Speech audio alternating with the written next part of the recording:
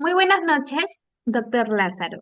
Nuestro grupo, conformado por Pari Figueredo, Jennifer Castañeda y quien les habla, Alondra Palomino Jara, presentaremos nuestro proyecto contractual, que consta de dos contratos vinculados. Un contrato de mutuo de número 001-2025 y un contrato de arrendamiento comercial número 002-2025.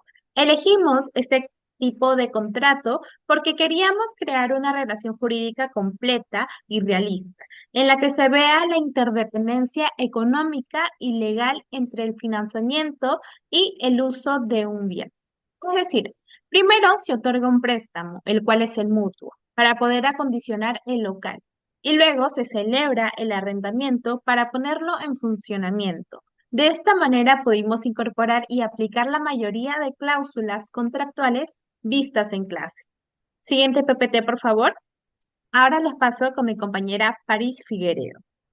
Bien, gracias por el pase, compañera Alondra. Ahora veremos cuáles son los sujetos, es decir, las partes involucradas. En ambos contratos intervienen las mismas personas. Por un lado, Bárbara Megan Sánchez Gutiérrez, quien actúa como acreedora en el mutuo y arrendadora en el arrendamiento, y Diego José Medrano Yaja, quien actúa como deudor en el mutuo y arrendatario en el arrendamiento. De esta forma se mantiene una relación contractual doble, económica y de uso, entre las mismas partes. Siguiente diapositiva, por favor. Bien, ahora hablaremos del contrato de mutuo de número 001-2025. Como cláusula primera tenemos el objeto del contrato.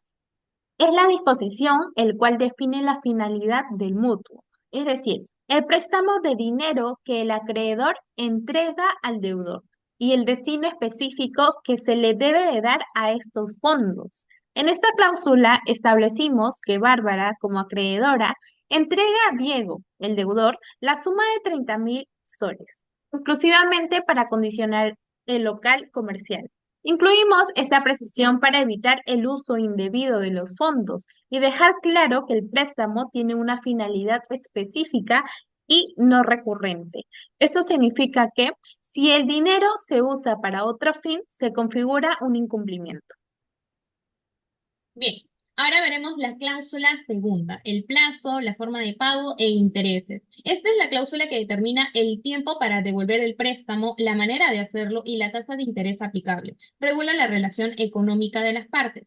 En esta cláusula en específico establecimos que el préstamo será devuelto en 30 cuotas mensuales consecutivas, aplicando una tasa de interés compensatorio del 15% anual, lo que permite una rentabilidad razonable para el acreedor. Además, adjuntamos un cronograma de pagos como anexo, donde se detalla de forma precisa cada cuota, su fecha y el monto correspondiente a capital e interés. Con esto buscamos garantizar transparencia, previsibilidad y seguridad jurídica en la ejecución del contrato, asegurando que ambas partes conozcan con exactitud sus derechos y obligaciones financieras desde el inicio. Por otro lado, tenemos la cláusula tercera, el cual nos habla del incumplimiento y aceleración del plazo. Es una cláusula que permite al acreedor exigir el pago total de la deuda antes del vencimiento, si el deudor incurre en el incumplimiento mismo, protegiendo así su crédito. Aquí se incorpora la figura de la aceleración de plazos, que establece que si el deudor incumple con el pago de dos cuotas consecutivas, el acreedor queda facultado para exigir el pago inmediato de todo el capital adeudado, junto con los intereses correspondientes. Esto busca poder proteger los derechos del acreedor y fomentar el cumplimiento puntual del contrato. Bien, veamos ahora la cláusula cuarta, resolución. Esta es una disposición que autoriza poner fin al contrato automáticamente cuando se incumplen obligaciones esenciales sin necesidad de intervención judicial. En esta cláusula en específico establecimos que el acreedor puede resolver el contrato de pleno derecho si se presenta alguno de dos supuestos. Primero, el incumplimiento en el pago de dos cuotas consecutivas y segundo, el uso indebido del préstamo, es decir, cuando el deudor destina los fondos a un fin distinto al acondicionamiento del local comercial. Con esto buscamos garantizar el cumplimiento del propósito del mutuo, reforzando que ese dinero entregado tiene un objetivo concreto y no puede desviarse a otros fines. último, tenemos la cláusula de cross default, que es la quinta cláusula. Esta cláusula que vincula dos contratos distintos, de modo que el incumplimiento de uno genera automáticamente el incumplimiento o resolución del otro, manteniendo la interdependencia entre ambos. Aquí aplicamos la figura del cross default, el cual conecta este contrato de mutuo con el contrato de arrendamiento. Esto significa que si el arrendamiento incumple el contrato, automáticamente también se considera incumplido el mutuo y así viceversa. De esta forma, los efectos son simultáneos, evitando que una parte incumpla uno de los contratos y siga beneficiándose del otro. Siguiente PPT, por favor. Bien, ahora veremos el contrato de arrendamiento comercial. ¿Cuáles fueron las cláusulas que incluimos? La cláusula primera habla del objeto y especificaciones del bien. Este define el bien materia del arrendamiento, su ubicación, características y el uso permitido. Además, delimita el objeto sobre el cual recae la relación contractual. En esta cláusula establecimos que el arrendador cede temporalmente el uso del inmueble al arrendatario. Este bien está ubicado en el distrito de Zambor. Incluimos el número de partida registral correspondiente para identificar formalmente el bien y para garantizar seguridad jurídica. Asimismo, se precisó que el inmueble será destinado exclusivamente a fines comerciales, específicamente para la venta de productos tecnológicos y servicios de soporte técnico. De esta manera, delimitamos claramente el objeto del contrato, evitando futuros conflictos sobre el uso del local. Por otra parte, tenemos la cláusula segunda, el cual nos habla del plazo. Establece la duración del contrato y la fecha de inicio y término, otorgando certeza sobre el tiempo del uso del inmueble. El contrato tiene una duración de 5 años, desde noviembre del 2025 hasta octubre del 2030. Establecimos un plazo largo porque se trata de una inversión comercial, el cual necesita una estabilidad para poder recuperar la inversión inicial. Bien, veamos la cláusula tercera. Esta trata de la renta y garantía. Esta es una cláusula económica que fija el monto de la renta, la forma de cálculo y la garantía que respalda las obligaciones del arrendatario. En esta cláusula establecimos las condiciones económicas del contrato. Dentro de ellas, la renta mensual se calcula comparando dos valores, un monto fijo de 5.000 soles y un 8% de la facturación mensual del negocio, aplicándose siempre el monto mayor pero sin superar el límite máximo de 7.000 soles. Esto permite que el pago se adapte al desempeño comercial del arrendatario, generando flexibilidad y equidad entre las partes. Además, incluimos una garantía de 10.000 soles que el arrendador puede utilizar para cubrir rentas, servicios o árbitros impagos, debiendo luego el arrendatario reponerla. También aquí se fijó que la renta se pagará por adelantado dentro de los primeros 5 días de cada mes mediante depósito o transferencia bancaria. Con esta cláusula aseguramos la transparencia económica y el cumplimiento financiero durante toda la vigencia del arrendamiento. Bien, ahora pasaremos a hablar de cuáles son las obligaciones del arrendador. Este se encuentra ubicado en la cláusula cuarta. Regula los deberes del propietario como entregar, mantener y conservar el bien arrendado en condiciones adecuadas. Aquí establecimos que el arrendador debe entregar el inmueble en buenas condiciones, mantenerlo estructuralmente y asumir el pago de impuesto predial. Esto garantiza que el arrendatario reciba el bien apto para el uso comercial pactado. Bien, ahora veamos la cláusula quinta. ¿Cuáles son las obligaciones del arrendatario? Aquí se establecen los deberes del arrendatario durante la vigencia del contrato, como pagar la renta, cuidar el inmueble, entre otros. En esta cláusula en específico, estamos detallando primero que debe pagar puntualmente la renta, así como los servicios públicos, privados y arbitrios municipales. Además, está obligado a usar el inmueble únicamente para fines comerciales, mantenerlo en buen estado y no realizar modificaciones sin autorización.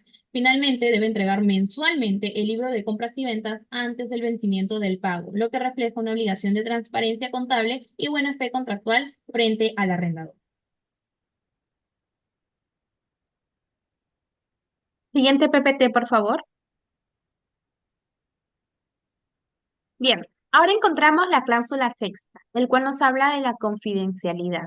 Es una disposición que protege la información sensible o comercial, conocida durante la relación contractual, impidiendo su divulgación a terceros. Incluimos esta cláusula justamente porque el arrendador tendrá el acceso a la facturación y datos económicos del negocio, Por eso se establece la obligación de confidencialidad para poder proteger la información comercial y evitar su divulgación con terceros.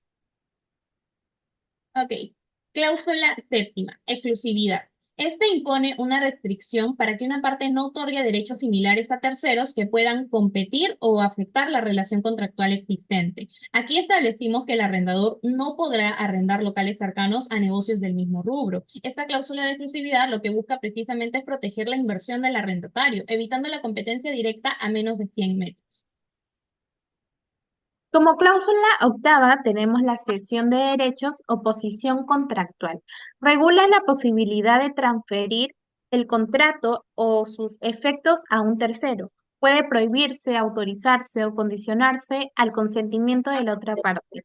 En esta cláusula se señala que el arrendador no puede ceder sus derechos sin el consentimiento escrito del arrendatario y que el arrendatario tampoco puede subarrendar ni transferir sus derechos u obligaciones sin autorización del arrendador. Esto busca mantener la relación solo entre las partes originales y evitar la participación de terceros no autorizados. Bien, veamos la cláusula novena, la indemnidad. Este es un acuerdo mediante el cual una parte asume las pérdidas o daños que pueden afectar a la otra, pero igualmente ambos pueden tener responsabilidad, como es en este caso. En esta cláusula establecimos que tanto el arrendador como el arrendatario responden solidariamente por los daños o gastos que puedan generarse dentro del inmueble. Sin embargo, cuando el perjuicio sea consecuencia directa del uso o de una omisión del arrendatario, éste deberá asumir completamente los costos, manteniendo indemne al arrendador frente a cualquier reclamo de terceros. De esta manera, dejamos claramente definida la responsabilidad de cada parte ante posibles daños o contingencias. Pero, ¿cuál es la penalidad? Esto lo vemos en la cláusula décima. Prevé una sanción económica ante el incumplimiento de obligaciones, buscando disuadir conductas morosas o negligentes. Esta cláusula establece una penalidad de 1.900 soles diarios por retraso en el pago de la renta. Aunque es una cifra extremadamente alta, la incluimos como mecanismo disuasivo para asegurar la puntualidad. También prevé la actualización según el tipo de cambio de la Superintendencia de Banca y Seguros. Siguiente PPT, por favor. Bien, veamos la cláusula undécima. Nuevamente, el cross default. Esta conecta el arrendamiento con el mutuo, estableciendo que el incumplimiento de uno implica automáticamente la resolución del otro contrato. En esta cláusula incluimos esta figura de incumplimiento cruzado para reforzar la interdependencia entre ambos contratos. Significa que si el mutuo se resuelve, automáticamente también se resuelve el arrendamiento y viceversa. De esta forma, garantizamos la coherencia económica y jurídica del vínculo, asegurando que ambos contratos se mantengan o terminen de manera simultánea. Como siguiente cláusula tenemos la duodécima, el cual nos habla de la resolución. Prevé las causas específicas por las cuales el contrato puede darse por terminado de pleno derecho, garantizando la seguridad jurídica entre las partes. En esta cláusula especificamos las causas que permiten resolver el contrato automáticamente, como el impago, el cambio de uso del local o la violación de las cláusulas claves como la exclusividad o confidencialidad. De esta manera, las consecuencias están previamente pactadas y no dependen del criterio judicial.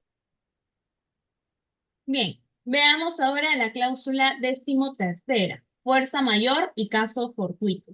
Este exonera de responsabilidad a las partes cuando el incumplimiento se debe a hechos imprevisibles e irresistibles que impiden el cumplimiento de las obligaciones. En esta cláusula en específico establecimos que si ocurre un hecho imprevisible e irresistible que impida cumplir las obligaciones, ninguna de las partes será responsable siempre que se acredite que el incumplimiento se debe a una causa externa.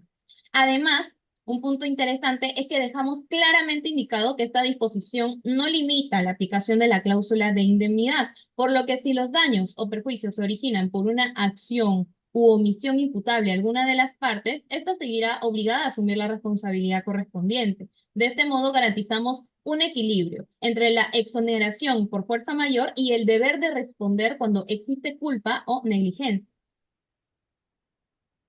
Por último, encontramos la cláusula decimocuarta, el cual nos habla de la solución de controversia.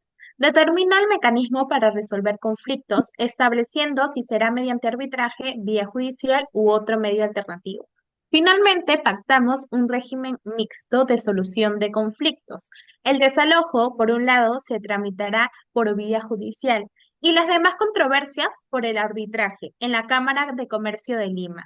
Esto garantiza la rapidez, especialización y, por otro lado, también la seguridad jurídica. Siguiente PPT, por favor. Bien, en conclusión, nuestro proyecto contractual busca integrar un préstamo comercial con un arrendamiento bajo un marco jurídico completo y equilibrado. Cada cláusula fue diseñada para poder prevenir riesgos, garantizar cumplimiento y reflejar la voluntad de las partes. Ambos contratos se complementan porque uno financia la inversión y el otro regula el uso del bien. Queremos agradecerle, doctor Lázaro, por todas sus enseñanzas. Muchas gracias.